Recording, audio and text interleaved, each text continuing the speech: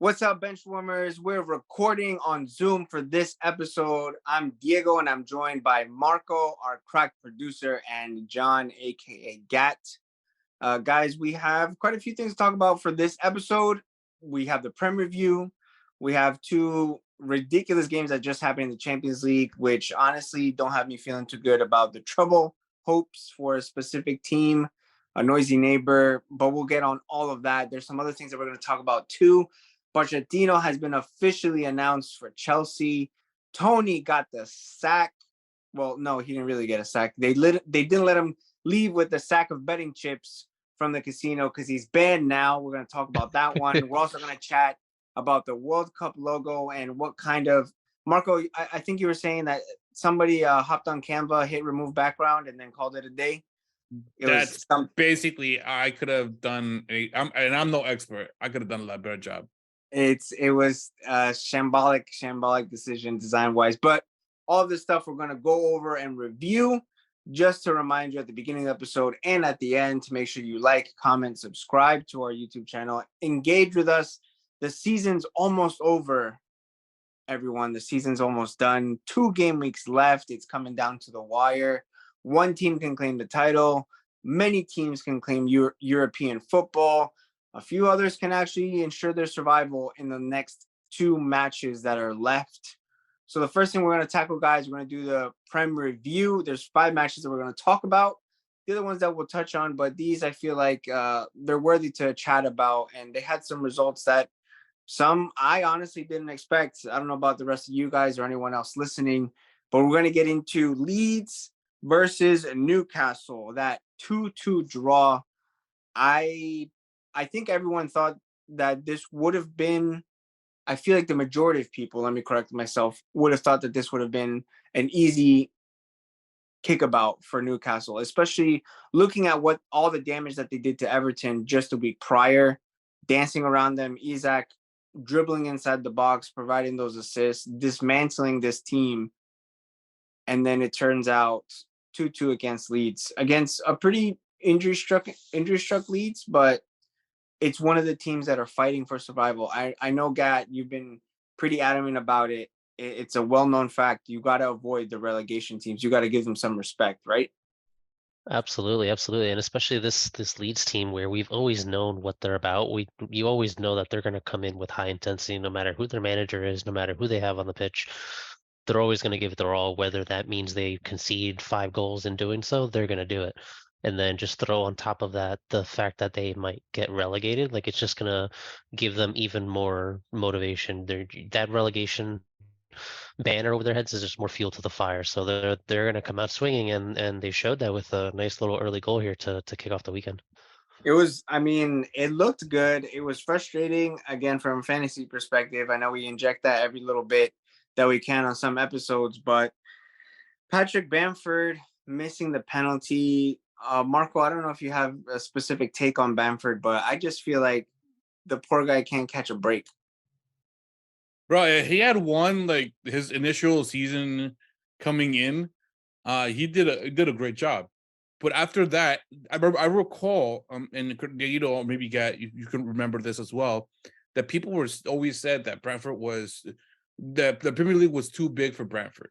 That Brentford was more of a championship type of striker. He would not be able to do it. And then the first season came along, and he did a good job. Well, after that, he kind of disappeared. He got injured. Then he just couldn't find a position. They brought in Rodrigo. Rodrigo couldn't cut it, and it's just unfortunate that a good player like he was, got hit with a lot of injuries and just couldn't cut it anymore. One player that has cut it, and much to the demise of many fantasy managers, has been Callum Wilson, who's been avoiding injury over the last few matches, over the last few game weeks. Someone who historically has been injured, which is what Bamford is experiencing now, or a recovery, I guess, a return from injury.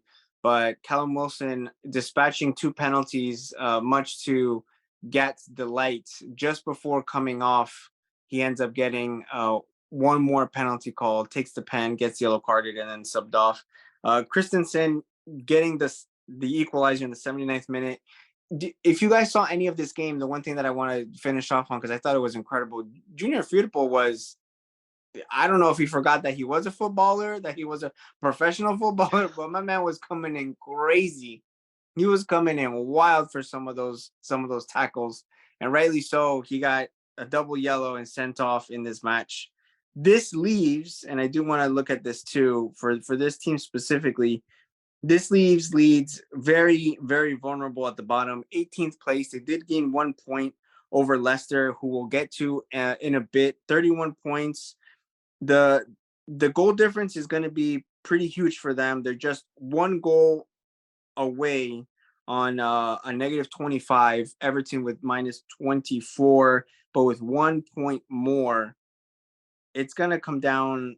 It really, of course, obviously, for relegation candidates, it's going to come down to the wire, but we'll get into it. If you guys think, and I'm talking to both of you, Gat and Marco, who of these 3 teams, essentially there is 3 of them that are at immediate danger of being sucked into this scrap. I think West Ham United is relatively safe, but it's Leicester, Leeds, Everton, and Nottingham Forest that are right now sweating bullets.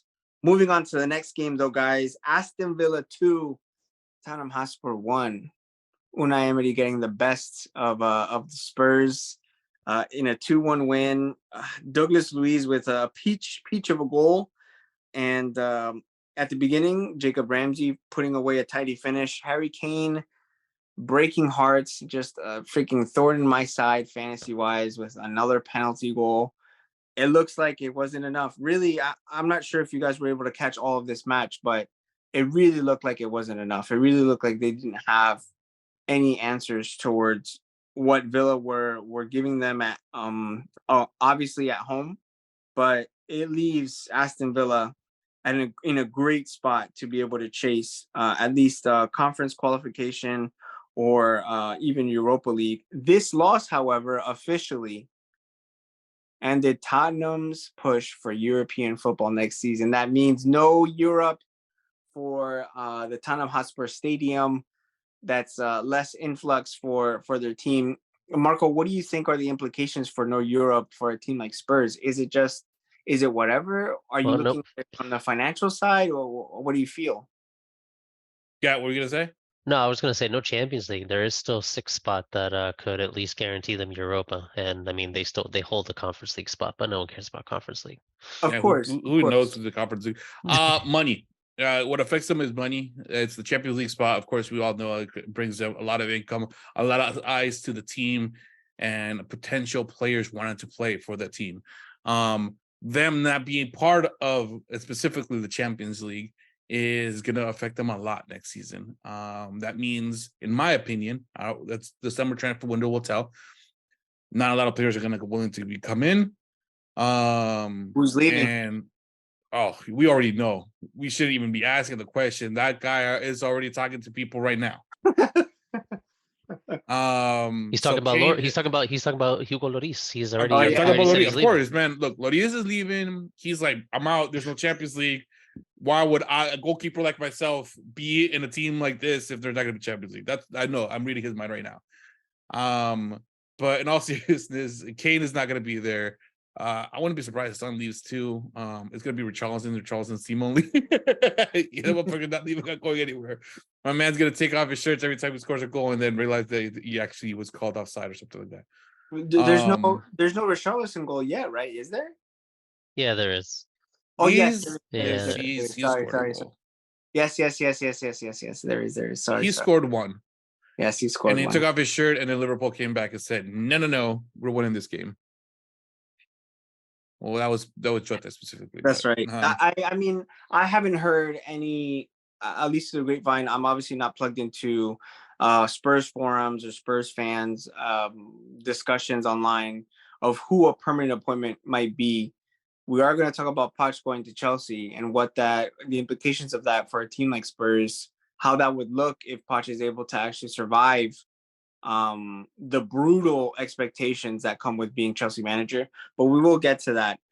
Just putting it in there that Tottenham officially are out of Champions League qualification. brought a tear, a happy tear to my eye.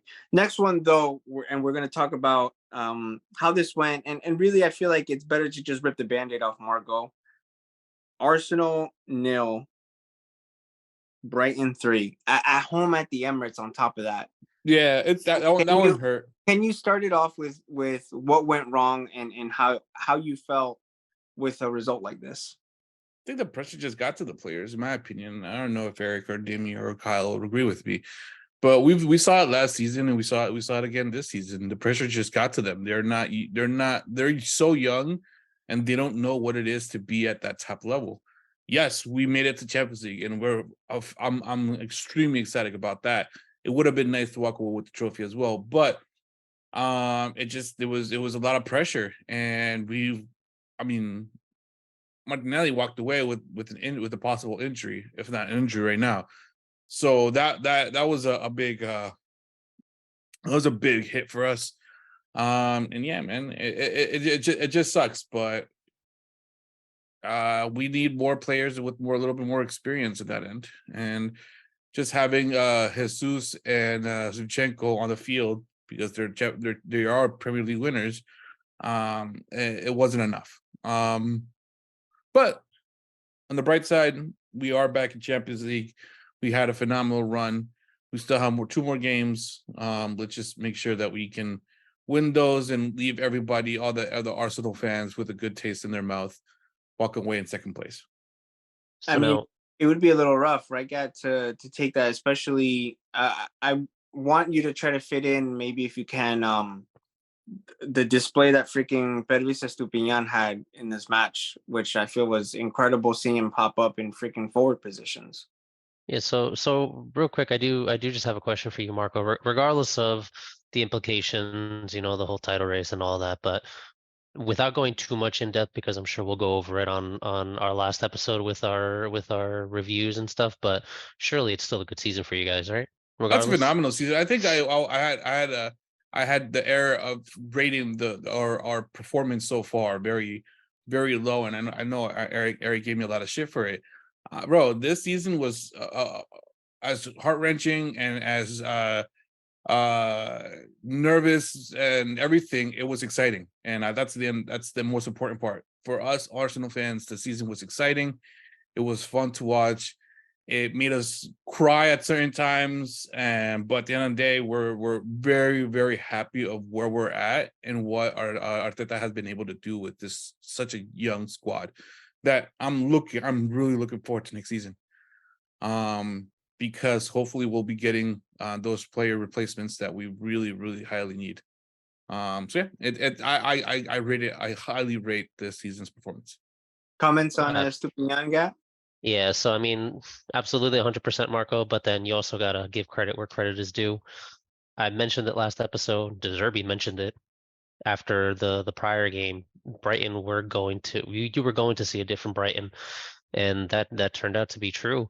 I mean, just looking at the stats real quick, it was 0.96 expected goals again for Arsenal and 2.21 for Brighton. They absolutely came to play, unfortunately at your detriment. But yeah, I mean, players like Estupinian just pulled off a masterclass of a performance. Especially of course we always throw it in there, but from a fantasy perspective, he was the hero to many people. But just overall, they're no joke. This is, and I've been saying it all season. You can't sleep on a team like Brighton.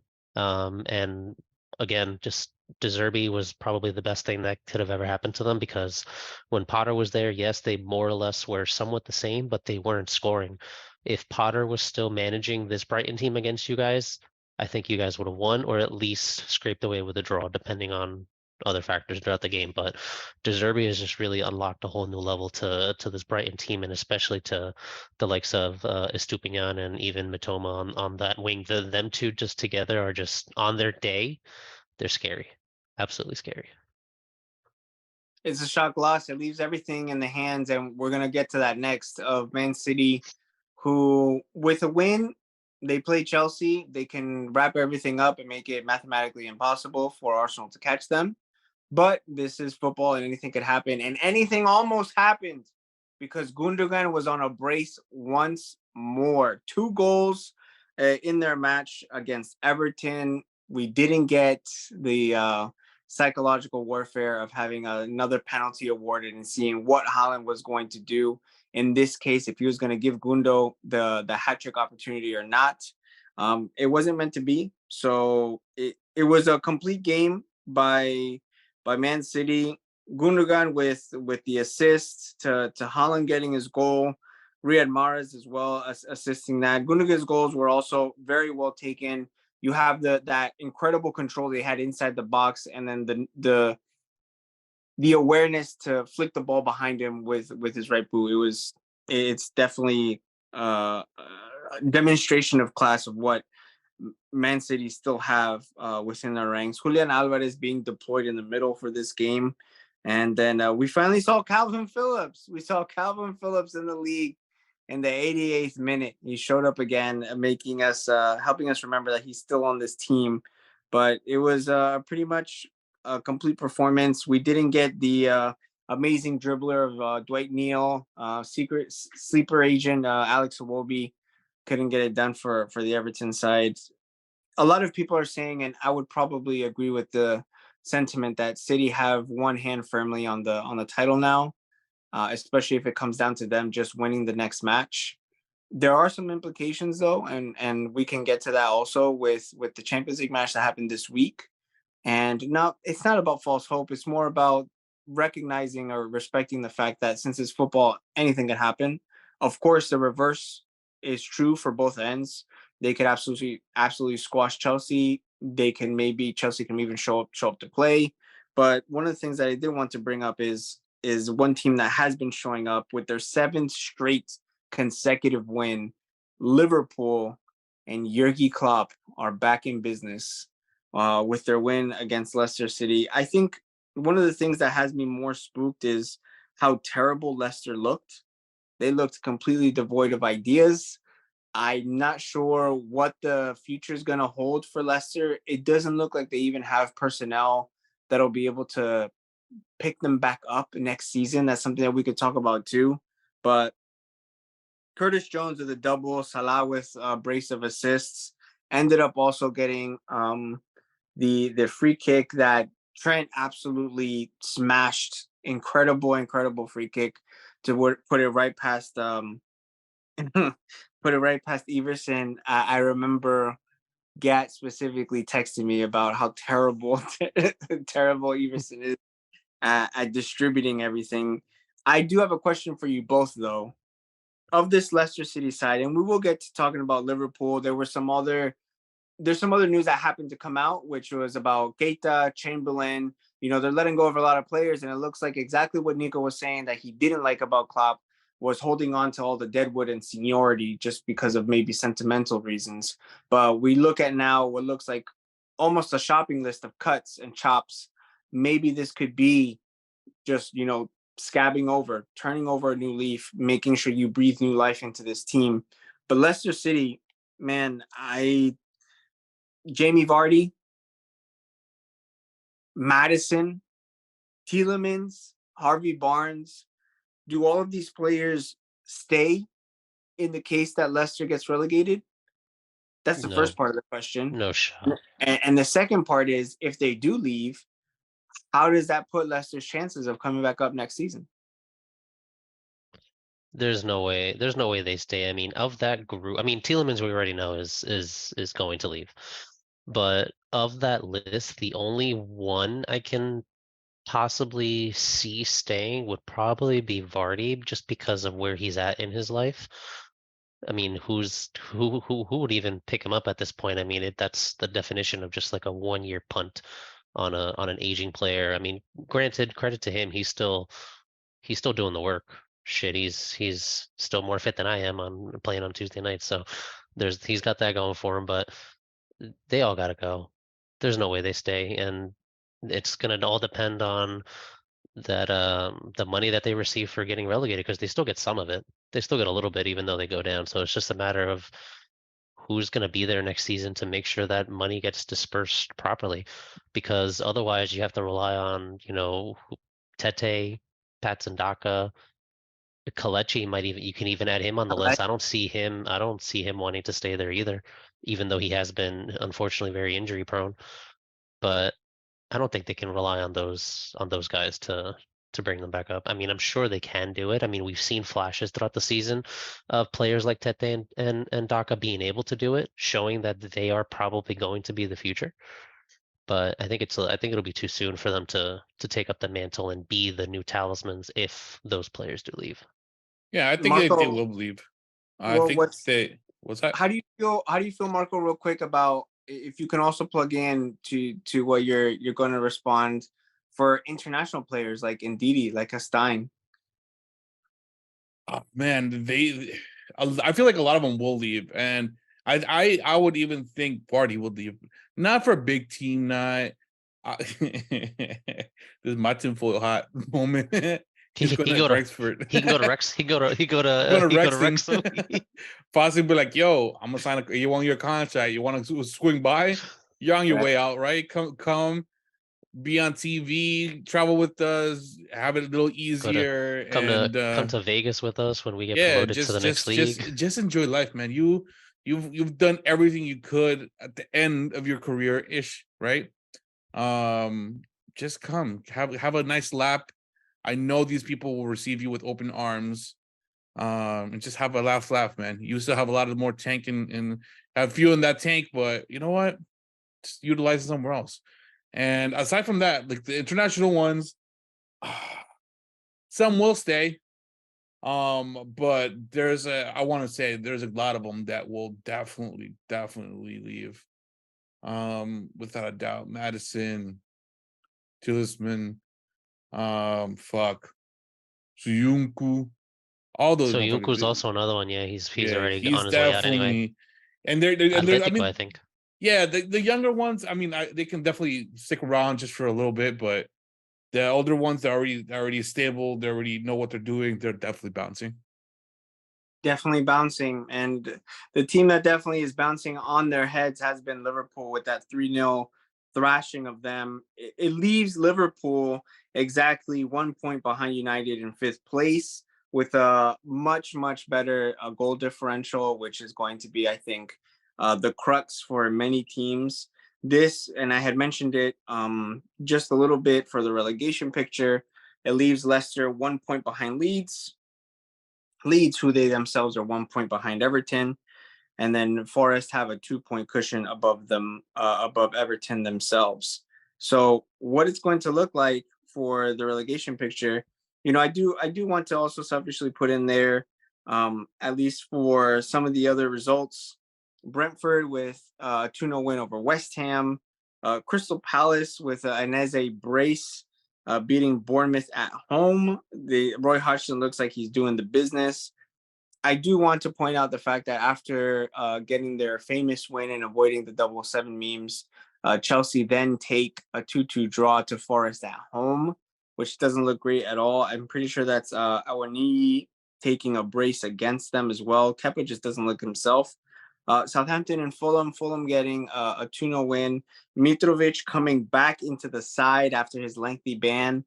He's still alive, so getting his goal, that could be a boost for Fulham. Fulham are well and safe. A lot of us did say, and a lot of the popular opinion was that Fulham are a yo-yo club. They're going to come up and then go right back down. They look pretty comfortable where they are now, so that's a credit to them. And then at the end, I do got to say, Garnacho coming back for United and getting his goal against Wolves, smartly taken off the post into the net. I think that is a huge lifeline, at least for the attacking threat. With Rashford injured and pulling up a little lame on this last, I would say, third of the season. Obviously, his form isn't there any longer. If it was overperforming, if the injury caught up to him, what have you. But it's looking. It almost has me a bit melancholic, guys. The fact that it's going to be over so soon. It's going to be over so soon. And one thing that did finish right away were the Champions League final hopes for Madridistas. I'm gonna start with this one because I feel like it's best just to get it out of the way. Yes, Inter and AC Milan had a good matchup. They did have one goal in there, but I feel like there's a lot more to talk about with this City versus Real game at the Etihad. I know that there was confidence, especially from my end, on Madrid being a cup team, a cup winning team with a lot of experience. But Marco, I'm pulling you in on this one. The public opinion for this was pretty damning. There's a lot of rejection for some tactics being even called dinosaur tactics, dinosaur players, an aging side. Like, what's all the experience for if they can't even catch up? And one of the replays, Modric just lets his man go unmarked right after picking up the ball just outside the box and smashing it in. Bernardo Silva once more. So Silva with the brace, Holland scoring two. I mean, as well. What's 4-0? Was that expected ever, Marco? Like in your head, as good as the City side are, honestly, was 4-0 ever something that popped up after the 1-1 draw? Yeah, it's always a possibility. Look, let's start off with I mean, I the stat was after Real Madrid beat somebody on semifinals, the team that they play against will end up winning the league the next year. It happened with Bayern, it happened with Chelsea, it happened with Liverpool, and now it happens with Man City. They beat them last season, they win it this season. Well, let's say it's loading at 90% right now, the fact that they're gonna win. On regards to the dinosaur lineup, look, this is an Ancelotti thing, man. When he feels comfortable in a team, that's the team he's going to be playing with. We saw it his first run, and we see it now. Ancelotti, when he sticks to a team, he doesn't touch it. He barely makes movements.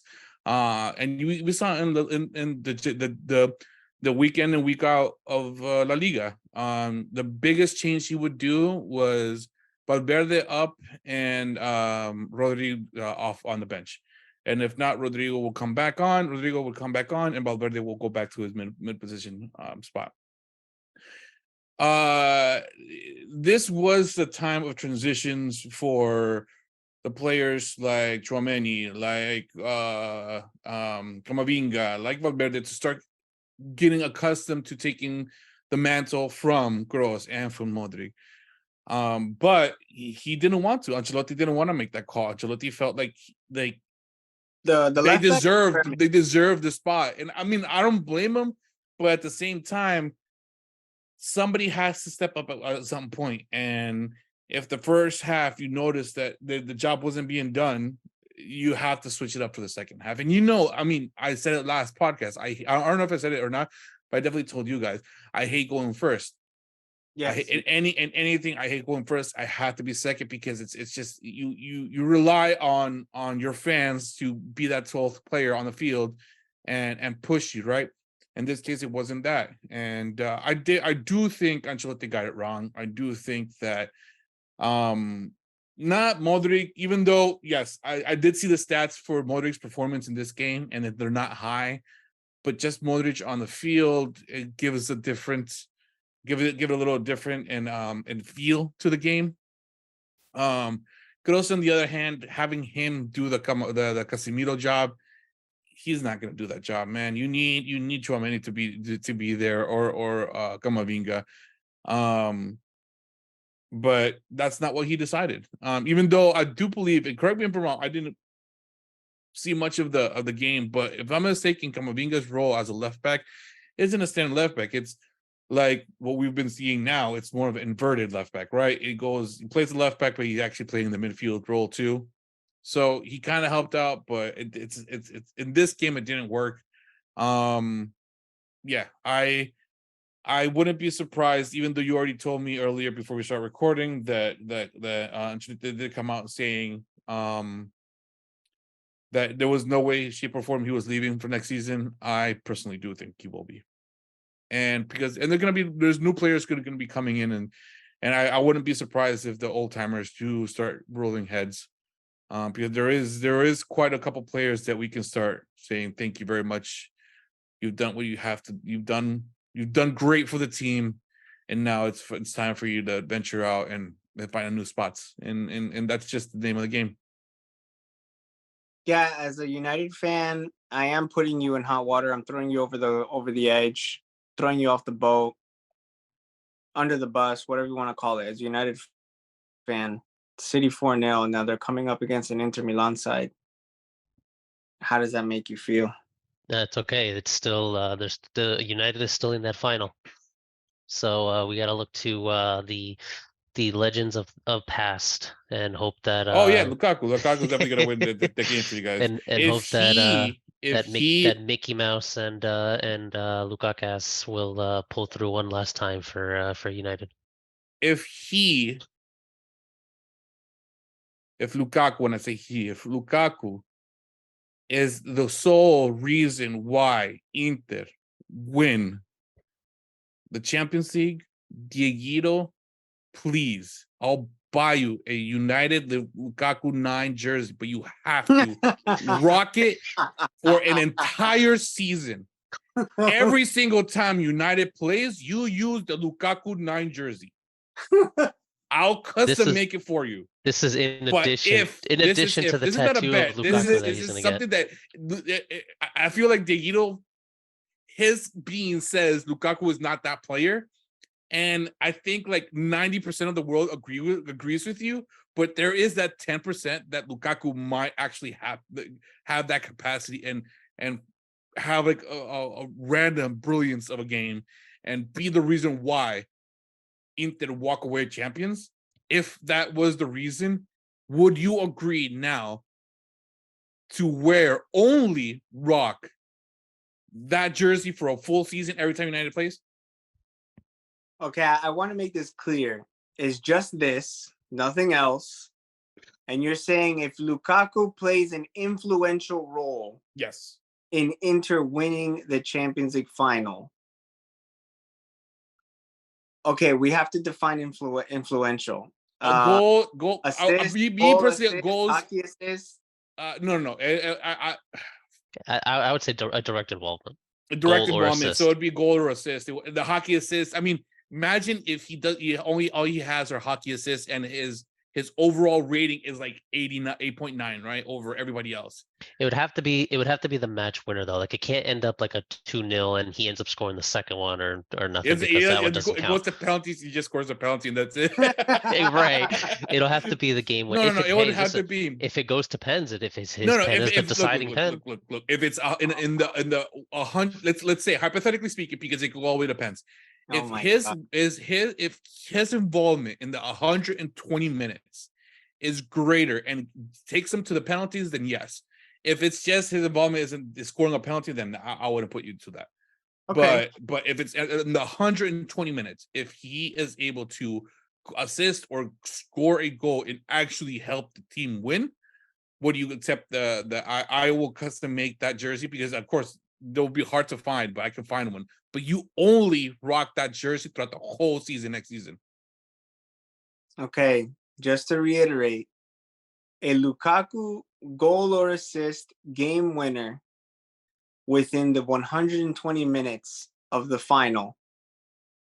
If that happens, then I agree to wearing a custom Lukaku United jersey of Marco's choosing for the entirety of the 2023-2024 season. Yes.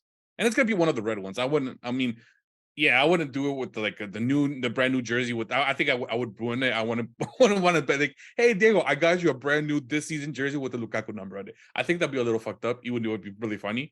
I'll go with like one of when he was in season. Unless it's too hard to find, then I will have to figure something out. I have bashed on Lukaku my whole career of being a talking head.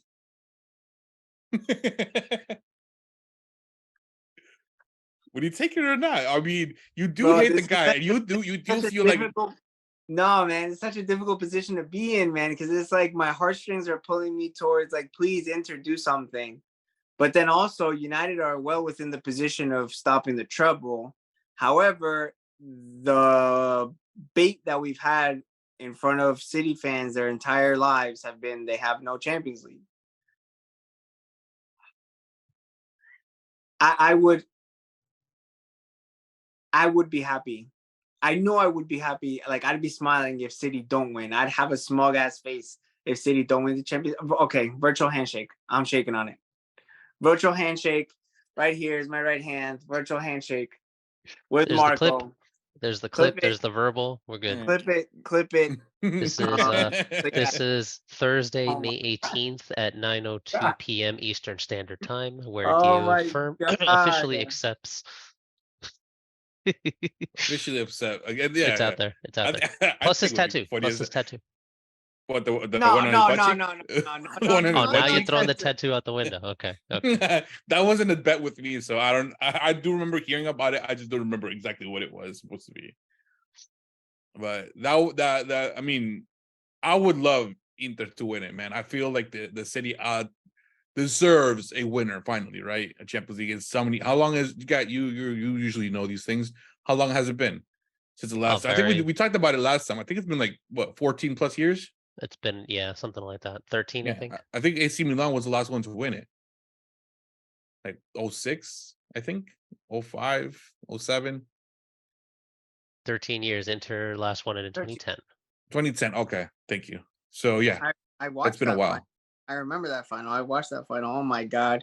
Well, it's a good segue. We're already talking about Lukaku and Inter and Milan. Lautaro with a very, very easy goal inside the box. They made it look very simple. They're literally dribbling inside the box. Lautaro picks up the loose ball, just blasts it low and hard, right underneath the goalkeeper.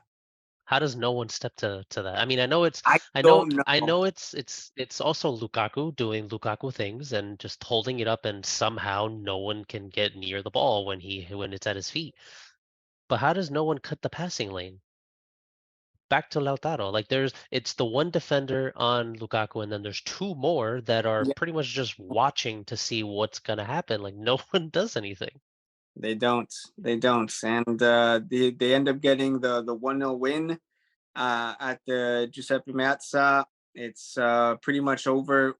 What I thought would have been over would have been the relationship between KDB and Pep, with a now viral clip all over TikTok and Instagram of KDB carrying the ball over on the left flank, Haaland running near the center of the pitch, all going towards goal, and him getting smothered by about 3 players, with immediately reacting to turning around and yelling, shut up," to his own coach, to his own manager, Pep Guardiola, who was yelling at him to pass the ball.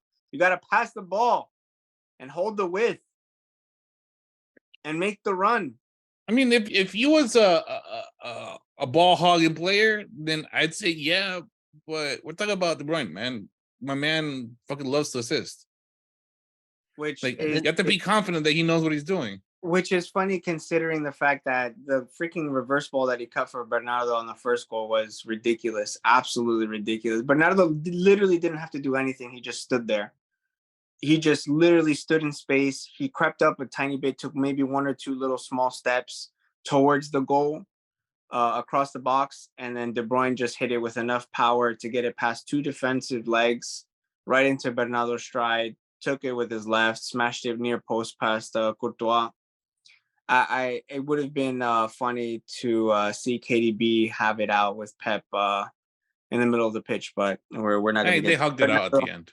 Bernardo Silva at the end saying yes, he's very good with his head in his post-match comments, and a few reactions online going, "Hey, yo!" But Bernardo Silva getting his brace. I don't understand how he is so unmarked for the second headed goal, completely alone. And I think it calls to whatever Pep had prepared for Madrid Yep. in this. Obviously, it went to perfection with a 4-0 scoreline, but just the manner in which they scored their goals. Julian Alvarez also coming on after the 90th and grabbing his goal in stoppage time. Akanji with his as well. It didn't look good how Madrid were overrun. I personally feel like they have the personnel already on the team to be able to transition, but I do agree that maybe not doing that quick enough can become a downfall, and they're obviously paying the consequences for it now.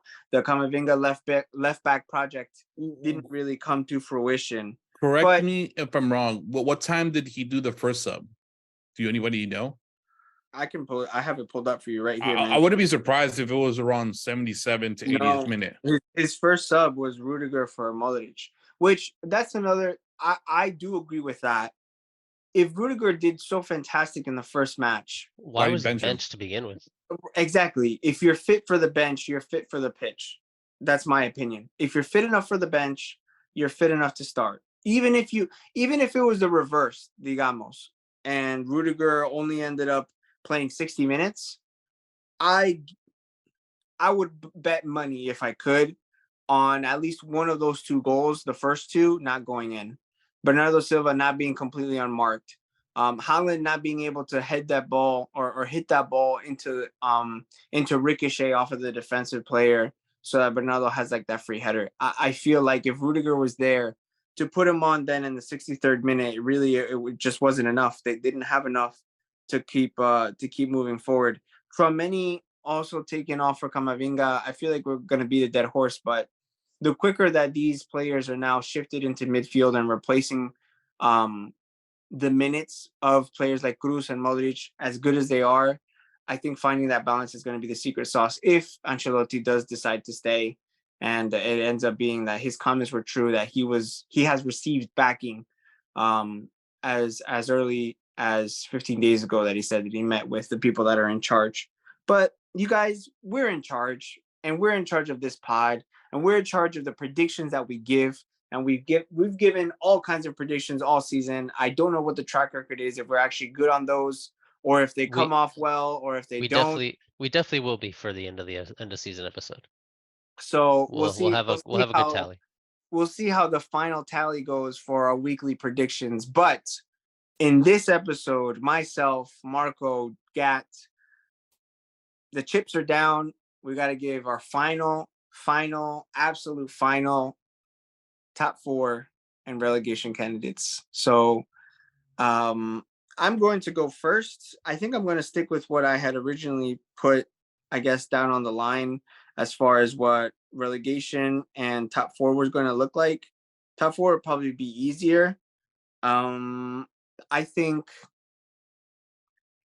Newcastle have it a bit wrapped up by this point. Scoring 4 goals, playing Leicester and then Chelsea, I think it's going to be very, very easy for them to wrap it up. So, yes, it's a scapegoat, and I am going to stick my neck out for United, even though they haven't been firing on all cylinders, so to speak. But I think it's going to end up top 4, City, Arsenal clearly, then Newcastle, and then United coming in 4th. It's going to be a scrap, though. I do remember at the beginning of the season saying that United would probably get 4th as well in the same fashion, but making sure that they keep that 4th spot is going to be big. I don't know how they're going to do it, especially in the form that Liverpool are in, but I'm not going to digress much more than that. City, Arsenal, Newcastle, and then Man United. Gat, what do you think for the top 4? For the top 4, all right, well, unfortunately, it's going to be City, Arsenal 1-2. However, I do think it'll be Man United in 3rd and Newcastle in 4th. Yeah, I think given our fixtures that we have left, we have plenty of home fixtures, and knock on wood, our home record has been great this season. I'm confident that that's going to continue.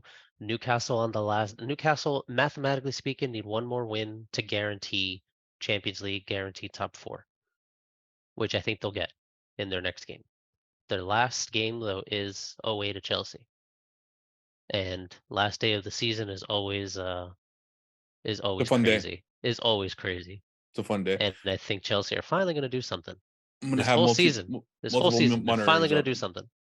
So I think it's going to come down to the last day of the order, but I think that's going to be enough, and I think that's going to put us ahead of them. So United 3rd, United 4th. Fair enough. Getting a little loophole there in just for the clip on the audio recording, so he has all kinds of plausible deniability. Marco, what do you think for top 4? I'm gonna have to look this up, but I'm gonna call. I think I'm gonna have what my last prediction versus my first prediction is one difference, and it's a big one too.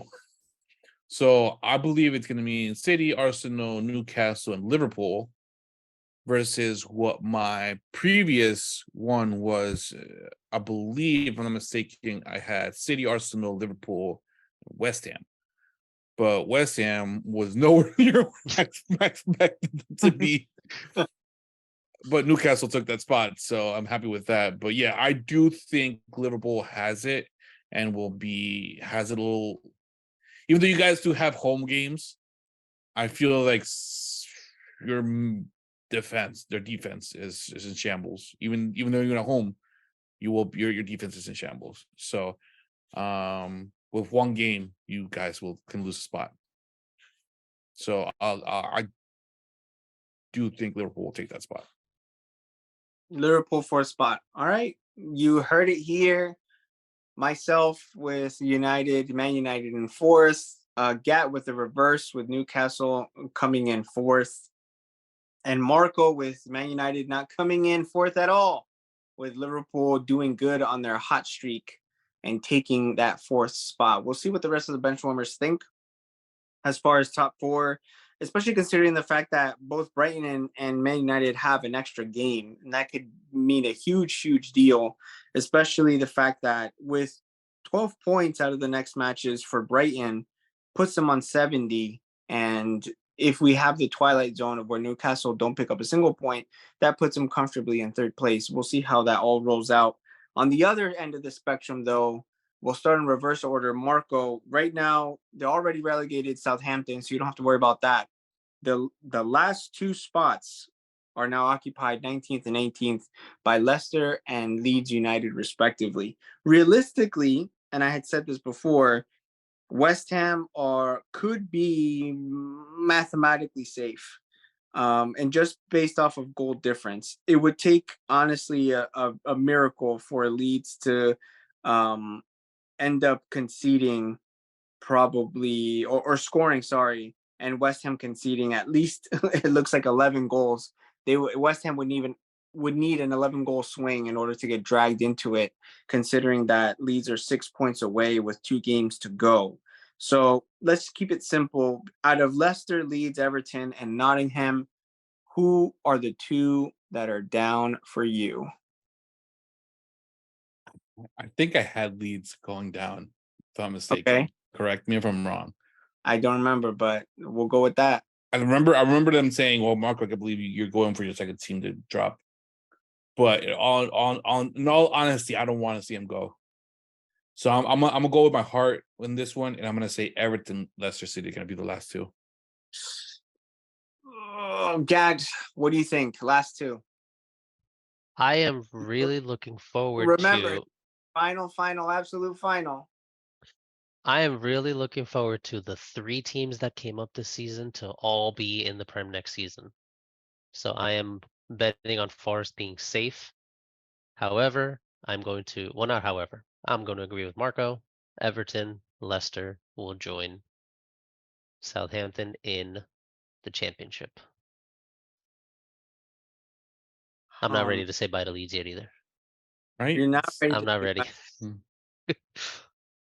Something about him that I just can't let him go yet. Leeds Hey, got it. listen, Leeds despite having an awful goal differential, they have some entertaining ass games. They're fun to watch. And I'm not watching them if they're in the championship. I'm sorry. It's hard. That'll be hard to find. What about you, David? What do you think? I think I'm gonna go a little bit rogue here. I think it's gonna be Leicester and Nottingham. Really? And Nottingham, unfortunately, and just They don't looking have up, a good schedule. they don't. They still have to play Arsenal at home and then Palace away. Palace, which even though they may not have much to play for, are playing exceptionally well. Leeds do have that last match at the end of the season at home to Spurs, That's a guaranteed win. but but but it's at home to Spurs. You know what I mean? Like, it's at home. Yeah, that's what That's going to be huge for Leeds to be able to play at home against a Spurs side that we already saw are very vulnerable and literally as of today have nothing much to play for. I doubt that they would make Conference League or Europa a target. Although now it kind of has me wondering, it really was an achievement when even though I was making fun of it for Mourinho to celebrate the Europa League qualification when he was around those days. So I'm going a little bit rogue here. It would be cool, maybe just to see the freaking repercussions of it. Obviously not for the club and the people that support it, but just to see what that outcome would be for a club as historic as Everton to go down, and the struggles that they have immediately after to be able to financially prop themselves back up. Leicester, I don't think have anything. They don't have anything to answer back with. Defensively, very, very frail. Offensively, no idea what to do there. They don't have anyone literally stepping up. Madison looked like he was even tired of being the guy, which he was for a quick minute back, I would say maybe some 6 weeks ago or so. But it's just not enough. I'm gonna leave it at that. Southampton, Leicester, and then Nottingham Forest with Leeds and Everton leapfrogging them to stay safe. So that's what we're going for. We'll see what the rest of the bench warmers think. If you have your predictions for relegation or for top four, you can always share that with us. Send it to us in a message, leave it in a comment, because we want to hear from you. We're going to move forward, though, because a few other things that we want to talk about before we wrap up the episode. Ivan Toney? No. Phone me from jail? No. Ivan Toney getting I, an I've 8-month Ivan Betty. ban. Ivan I- Betty. Ivan Betty getting an 8-month ban. I do want to get your take on this, guys, because I've seen both sides of this. It looks like a pretty decent discussion about what this means and the implications of Tony's ban. And I'll try to put it down as I've seen it, because it made sense to at least analyze it in this manner. We did talk about Ivan Toney getting caught on several charges, over 100 charges for breaching betting rules, being a professional footballer. And so obviously when it comes to breaking rules and regulations, he was caught red-handed. The juxtaposition of that, however, on the flip side, if you want to keep it simple, we see betting ads everywhere. Brentford themselves, their sponsor is Hollywood Bets. We have several other teams and several other adverts that are running at all times, even on the barriers that circle the pitches. We got 888 bet, and we have a bunch of other bets that betting companies that are constantly shown, and there's been nothing done since. So the opinion I've seen, or at least the discourse, has been, guys, and for people listening, is Ivan Toney really in the wrong here? Does he have more responsibility as a professional footballer? Is he a product of what the league have been encouraging? Because clearly, if they have it plastered on several teams and on banners and stadiums, on top of that, is he really to blame? And we did hear, obviously, that there have been proposals already enacted and put forth to get rid of all types of betting sponsors shown on the front of shirts. But this is something that's legacy. This is something that's been happening for several years, decades even, just in the Prem, seeing several betting sponsors. So I want to get what you guys think. Is Toney to blame, or does the league have more of an influence than they're letting off in something like Toney being involved? So what do you guys think? Now answer me one thing. Did he bet in any of the games that he was part of? I don't think that we have that information, and I don't think that they would make that available. Okay. It's Let's hypothetically say that was a recurring question. Did he benefit directly from the bets that he was putting? okay. Putting Let's hypothetically, because we don't have the information. So hypothetically speaking, let's say he did not. He every didn't. single bet that he made was on games that he was not part of, that he was just a fan of and want to put money on. If you plaster betting companies on walls, you should expect your players to utilize those websites to do recreational betting. The same way as if you allow alcohol or beer plastered all over the place, you should assume that your players will most likely consume. Right? So is Ibertoni in fault? No, because you're allowing them to make their own decisions. And if you're allowing one thing, that could potentially lead to the other, or vice versa. I mean, I don't see that he did a bad thing. I personally don't think, as long as it wasn't affecting his team and it wasn't affecting, oh, that I'm gonna miss this amount of goals this game. I don't see him doing something wrong, man. I personally don't. And if they're gonna do that, then there's a lot of sponsorship that money that just gonna throw out the window, and a lot of small teams are gonna be affected by it. What do you think, At? I think Ivan Toney is at fault. However, I do agree with everything that you guys have been saying. Of course, if the advertisements are there, if they see it day in and day out, of course they're gonna naturally just gravitate towards that and at least see what it's about. However, I still think he's at fault because he's not the first one.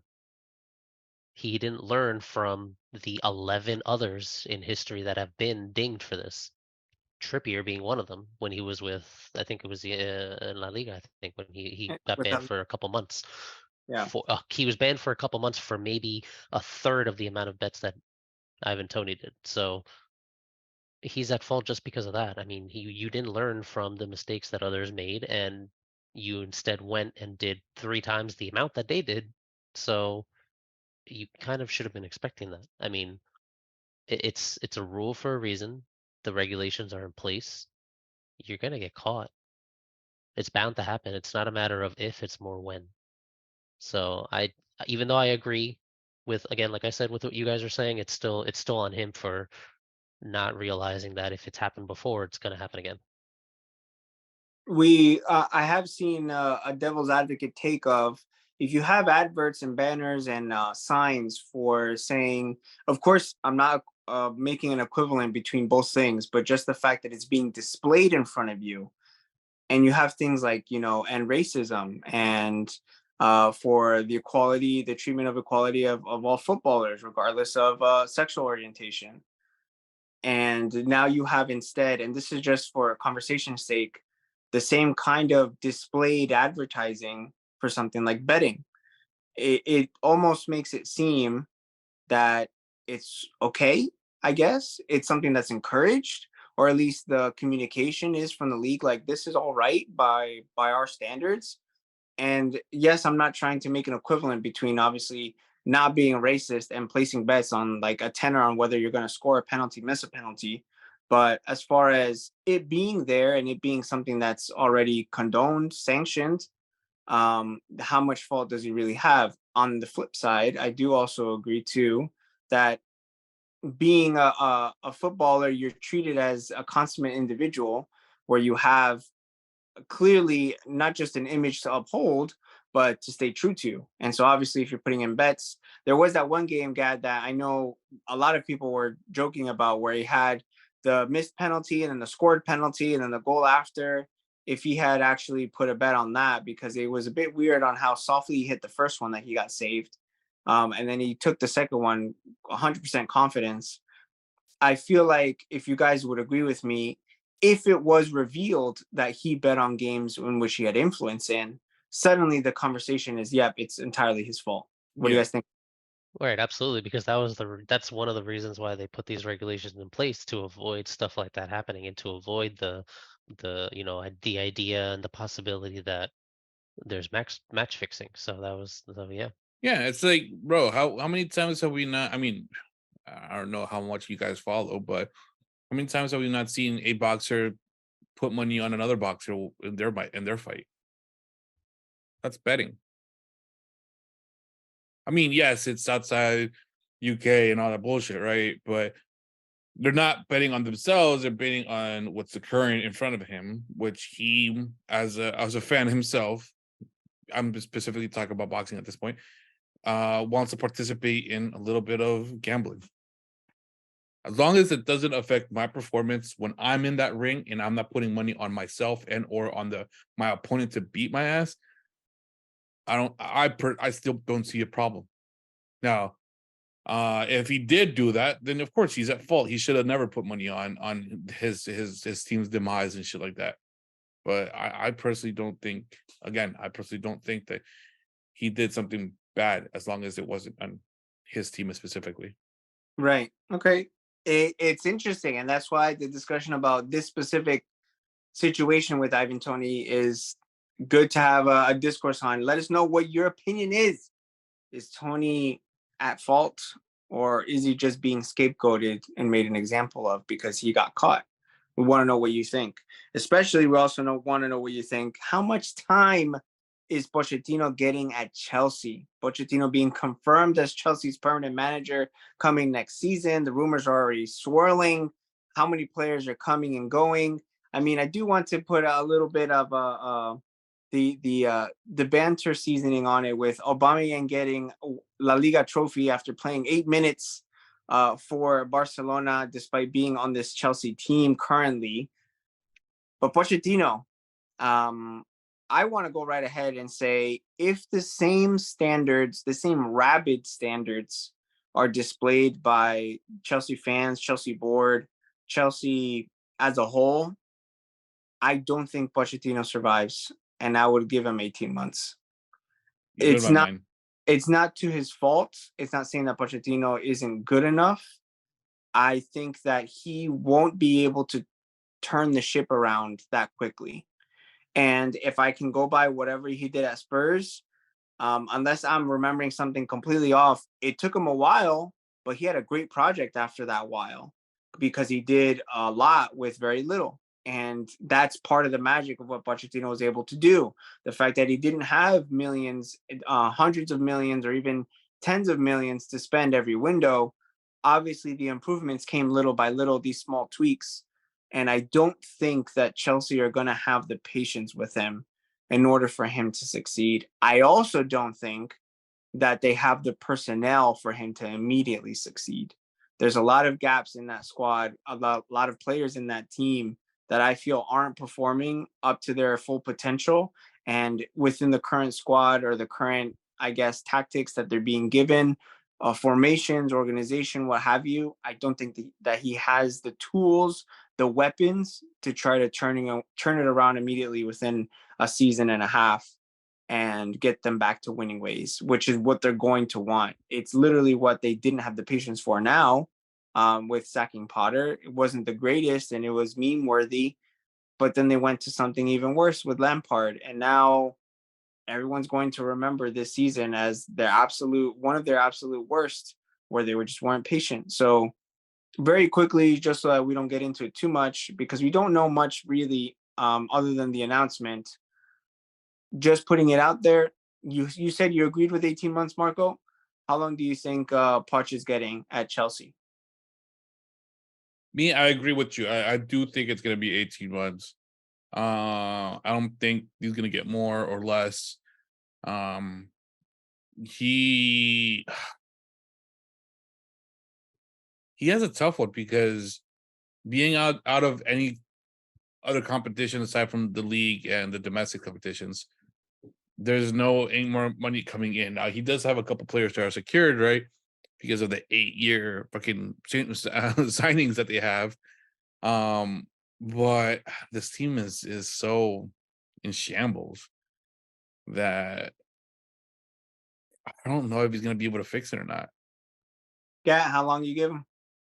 I think before I answer that, just to touch on what you had said before about his time at Spurs, he was there for 5 years, and it wasn't until his second to last year that he finally kicked it into high gear and got them to that UCL final. So it's it should take him a while. It shouldn't all just click in your first year, despite how much money Chelsea have spent already this year. But I think, I mean, what I want for the sake of football and for the sake of the club, he needs to be there for the season no matter what. However, who's in charge? With Todd Bowley being there, the fans being how they have been this season, he's got till January. Dang, This He's that's got season, rough. he's got half a season, I think. That's how I see it. That's so like here's the thing, like that's If so it's ridiculous, it but is, it's but so Chelsea. it is ridiculous to say that, but you're not gonna tell me I'm wrong. That is a very good possibility that it's only until January. He's got half the season. If there's nothing, if they're still mid to low table come Christmas, come New Year, I don't see him lasting. Well, these are just, predictions out in the wind, not something that we're holding ourselves to, but it's going to be interesting to see how Pochettino deals with the pressure of being Chelsea manager, the top dog over for the London Blues. One thing that could have used some blue, some color, anything, is the new World Cup logo. Because we looked at that and it was a disaster.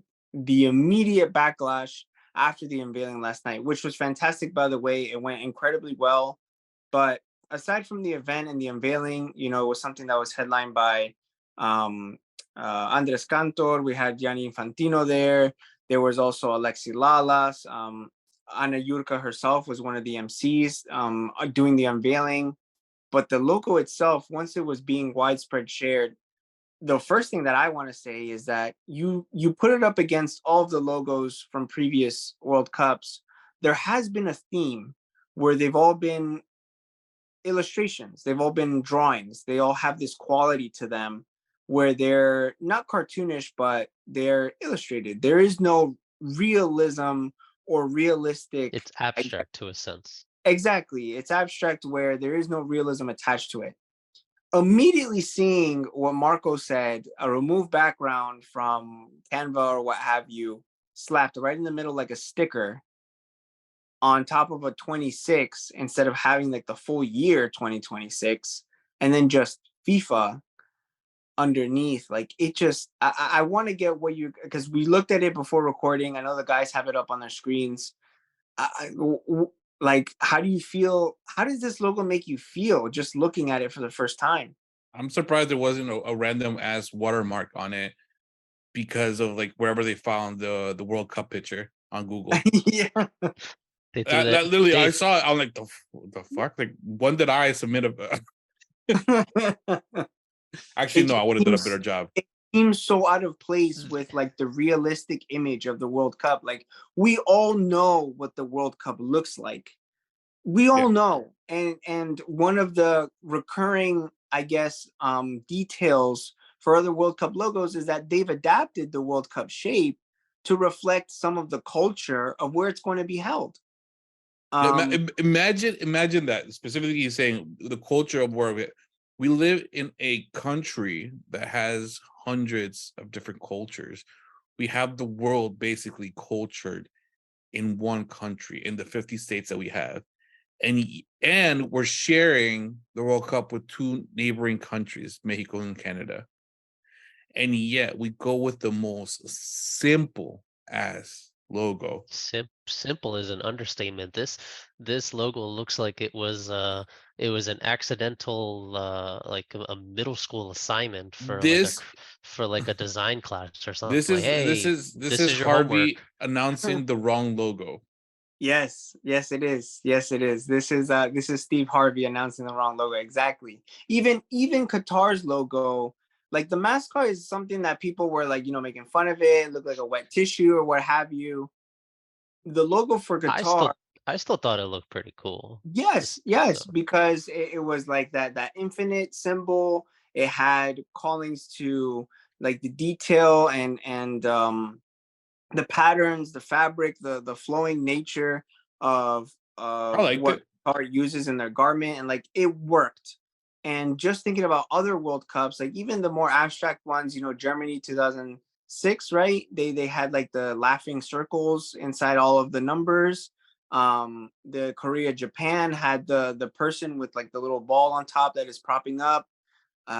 Even South Africa, with like the player doing the bicycle kick. Like, these are all very traditional logos that have callings and details to where it's going to be held, and we're devoid of any of that with a large fat wide 2 and a wide 6, that even the details to the 2 and the 6 make no sense because they're the World Cup in the middle. Like, what is supposed to be like a gap, Like there is no gap in the number 2. There is one in the 6 if you want to look at it that way, but it doesn't make sense. I absolutely agree that it was a terrible decision.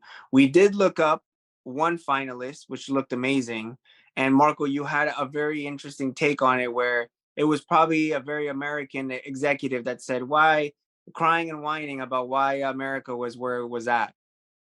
Yeah, so I would highly recommend looking it up. The head of where the world is an Azteca image, and then the drapes of the U.S. flag, and then the Canada flag at the end makes the body of the trophy, right? But you mentioned that. Well, what I said was I wouldn't be surprised if who chose this was an American saying, "Hey, why is Mexico at the top? If we're the main, quote unquote, the main country to host this." And aside from that, that same person that made that decision to say, "Hey, it's going to be this one," is also at a touch of the soccer culture, the football culture. They're just a businessman that said, "This is the most business orientated logo that we can find," versus a logo that will represent the world in this case. So it just to me, it's just they're running it so far as if it's a business, and it's not something that the world is looking forward to. I mean, it is a shame. The one thing that may be a saving grace that I could think of is maybe if they adapt the 2 and the 6 to have different patterns, different colors. Maybe if they treat it like if it was a blank canvas, I guess. It But looks even like it belongs in a building, man. Like literally, exactly, like it's just feels like something blah. in like a business complex on like the front doors.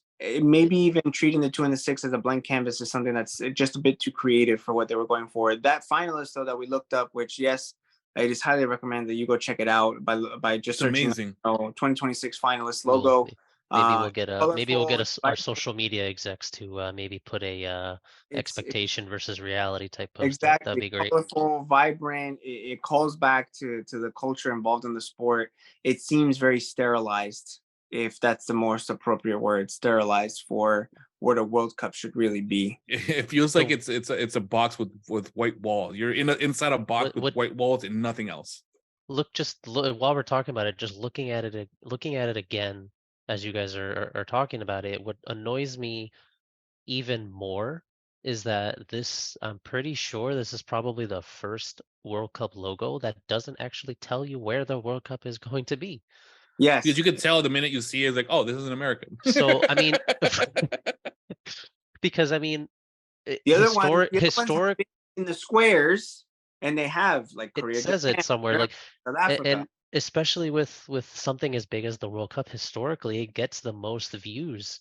Someone who doesn't know a thing about footy can look at a World Cup logo and be like, "Oh, I know exactly what this is." The only way they're gonna know that this is for the World Cup is because the trophy's on there. They don't. There's no information on where it's gonna be hosted at. You just wanted them. There's barely information on what year it is because the 2 and I mean, the 6 more so than the 2 is like barely noticeable. You It's just wanted ridiculous. them to slap "cum" on top of it so that they know where it's at, right? Canada, Come on, United States, and America, and Mexico. oh. It's just ridiculous. It Absolutely is. It is ridiculous. ridiculous. I hope it's not the finalized one. I know it was a whole freaking ceremony for it and the official unveiling for the logo, but maybe they find a way to kind of do that justice and bring us back to original World Cup logo glory. We're at the end of this episode, and before we wrap up, we have some predictions for you and a quick segment for a small double game week 37.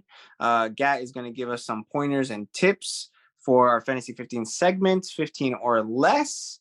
But nonetheless, there will be tips for your fantasy teams in this upcoming double game week. Gat, the floor is yours.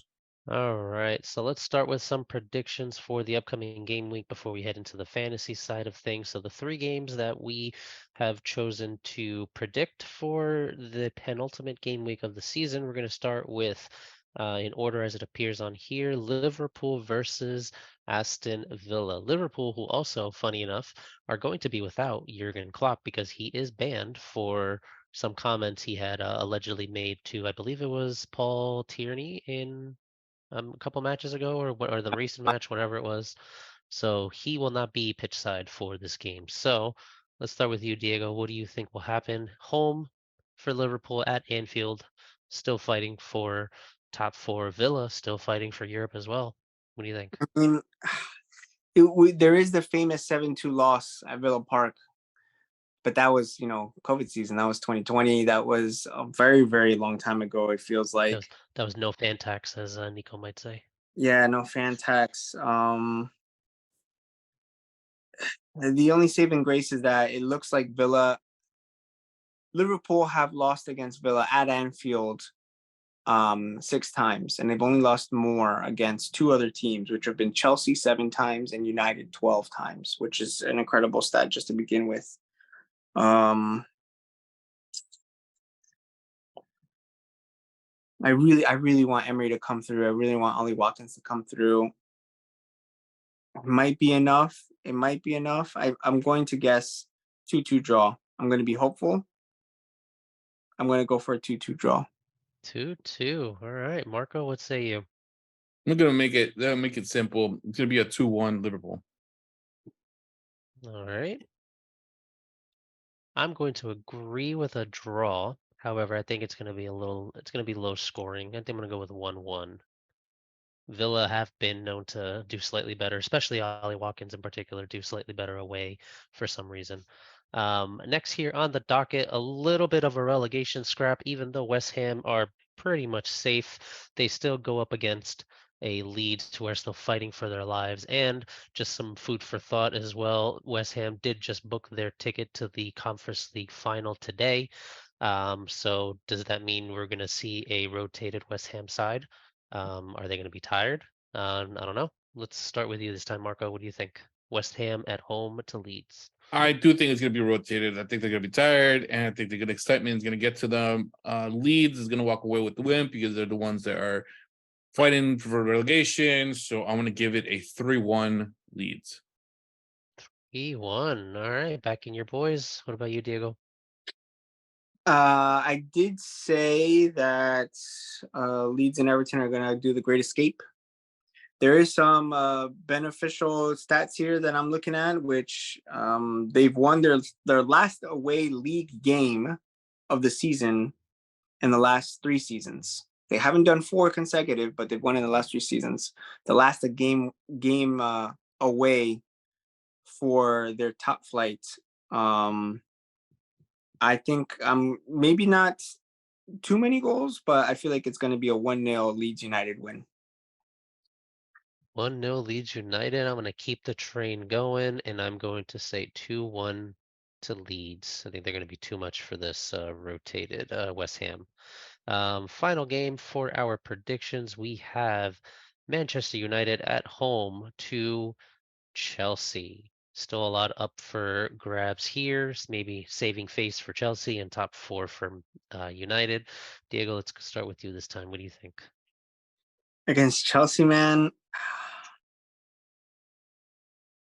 It's still considered a big game, regardless of where they are in the table, I unfortunately. know. It's definitely favored on to United's side, but the thing is that like literally the last 5 matches that they've played have all been fucking draws, man. Nils and 0-0. Um, it's at home. I really hope these guys can get it done. We need this win more than anything. I'm more scared of Bournemouth away from home. So I'm going to go 2-0 United against Chelsea. 2-0 United. Go. Marco? Oh, you predict that one, huh? For some reason, I thought you were talking about the Man City one. No, Manchester United. Okay. Not I not I not I, empty head. I have a feeling that Chelsea is gonna do you guys dirty. Not like dirty enough, Wait, just who dirty. invited this guy to Like not today's fully pod? dirty, Really? just dirty Really? enough. Okay. I'll give them a 1-1. Well, I mean, history will probably be on your side with that one. Yeah. Um, I'm gonna go with we need to start scoring some goals, but like Marco said before, our defense isn't all that great despite having Varane back. 3-1 United. is what I am sticking to. All right. All right, so now moving on quickly over into the fantasy segment to wrap this episode up. We have a huge penultimate week ahead of us. It is double game week 37. There are a couple teams that do double. Just a quick recap on what happened in double game week 36. Basically, if anybody had the likes of Estupinian, Trent, and Callum Wilson. GG's to you. They are your saving graces for the game week, especially the big debate over Callum Wilson over Alexander Isak. Those who did end up going with Wilson, especially for the captaincy, definitely came away very happy. So going forward now, we have Manchester City, Manchester United, Brighton, and Chelsea. One last double game week to end the season for this penultimate game week. No watch list for you this time around because of the fact that there's just so many things going on. There's so many storylines in play. As I mentioned before, even going as far as the last day of the season, there's always crazy things that happen for some reason on Championship Sundays. So let's just go over some of these players from the teams that are doubling, and then we'll touch upon some single game week players, some differential punts if you do find yourself chasing in any of your mini leagues. We'll start with Manchester City. I would think they have, in my opinion, the most concerning storyline because there is a possibility that they could have everything wrapped up in their first game against Chelsea. And if that is the case, history tells us that when Pep wins the league early, he will rotate the hell out of that squad for the upcoming game. So it's gonna come down to will Haaland, KDB, and Grealish home to Chelsea be enough if they do end up winning the league, and then see the three of them possibly not even play for their second fixture. So just be prepared for that possibility. However, you do have the likes of Julian Alvarez, Mahrez, Foden, and Gundogan are great differential picks from this team.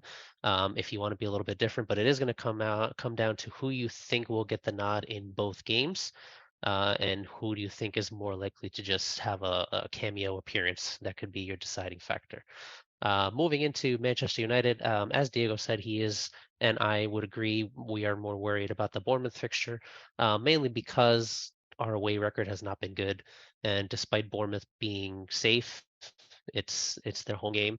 They have still been playing pretty good despite their recent run of form. They've been a tad unlucky, but for United, top four is still not secured.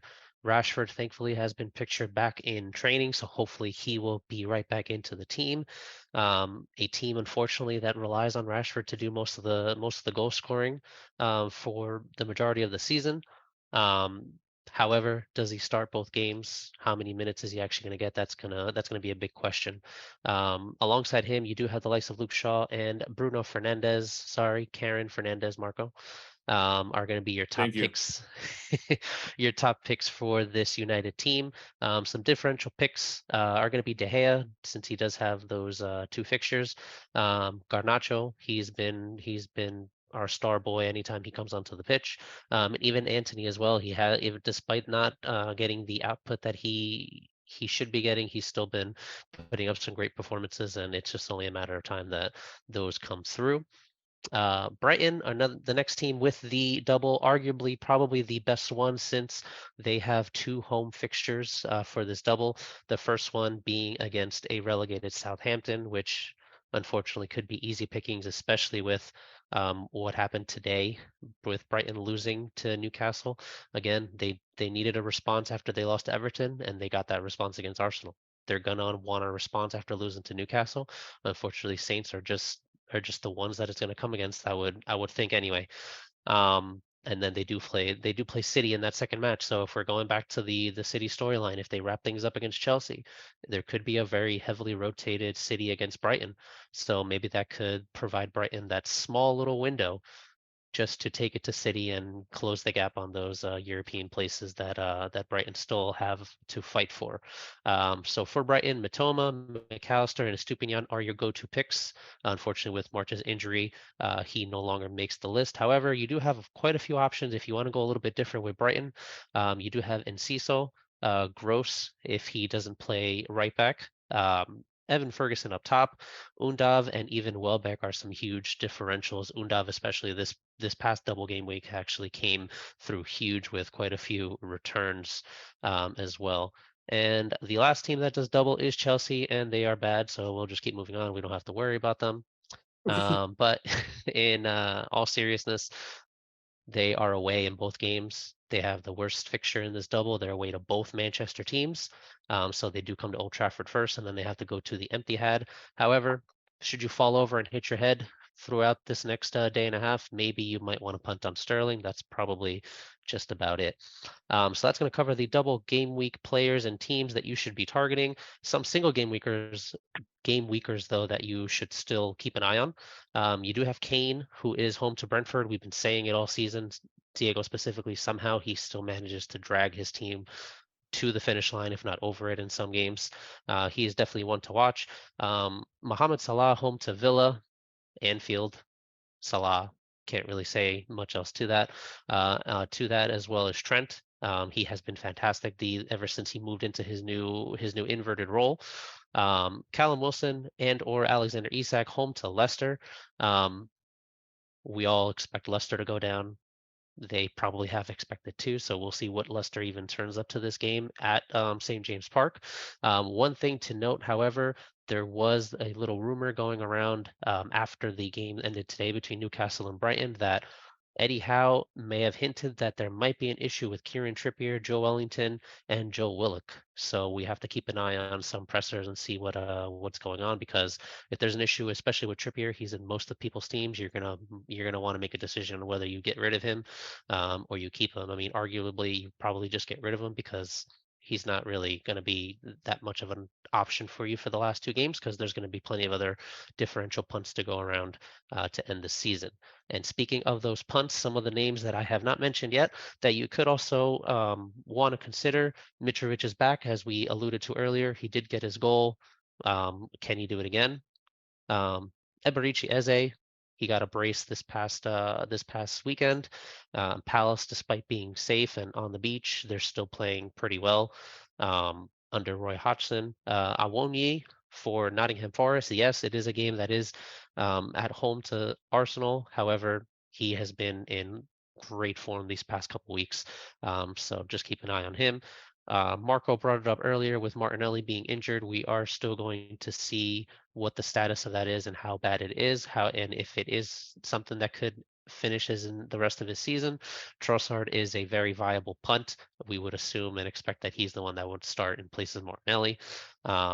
For Leicester, however, because of the Newcastle news that I just mentioned, Madison, Vardy, and even Barnes could be potentials because if those are some big players that they could be missing.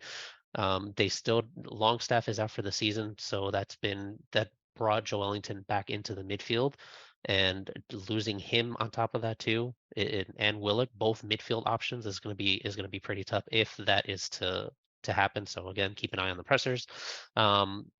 We are hoping that Leeds does stay up. So if you can also go with Bamford or Rodrigo, who are, like I said, away to West Ham, who might be heavily rotated after booking their ticket to the final.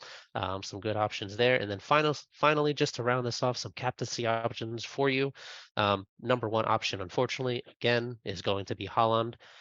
And it's one of those cases where, again, the City storyline, even if they clinch the title at home, it's going to be Haaland at home. You're going to want a piece of that pie, unfortunately. And even if he gets rotated in the second game, one game could be enough for him to decide that game week for you. Especially if you're in a position where you want to protect your rank and you don't want to drop any positions, then Haaland is probably going to be the safest bet for you anyway. If you want to be a little bit different, you can go towards Rashford and Bruno if you are chasing. McAllister and Matoma are slightly differential, but they still have two home fixtures, which are always good. And then despite having a single game week this week, Salah at home, he's always a great option at home. And then just two more differential punts if you really want to go left field for single game weekers would be Wilson or Isak as well.